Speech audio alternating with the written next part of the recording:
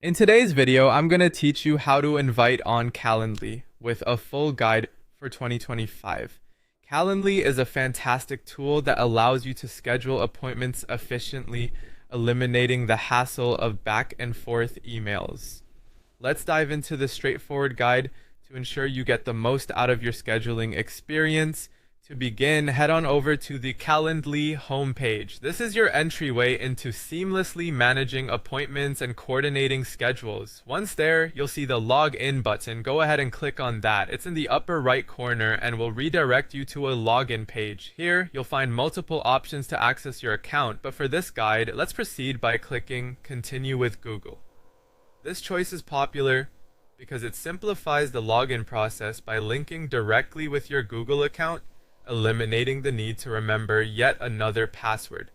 Once you've clicked on that, select your relevant Google account from the options provided. Once you're logged in, you'll start at your dashboard. Now let's look at how to set up an event. On the dashboard, locate and click on Event Types. The Event Types page is your command center for managing different kinds of appointments or calls. Each event type can be customized to fit specific needs, whether it's a team meeting, client consultation, or personal event.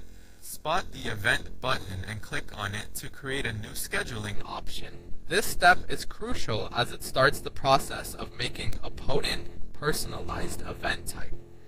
As you set up your event, focus on highlighting specific details that are crucial for your invitees. Consider what information they need up front. Important points might include meeting objectives, the proposed duration, or any preparation required before the meeting. Now that you have your event poised, you'll want to ensure it's accessible to the right people. Click on Edit Permissions. Permissions dictate who can view, schedule, or even make changes to this particular event type, making it a vital step for maintaining order and security in your calendar settings.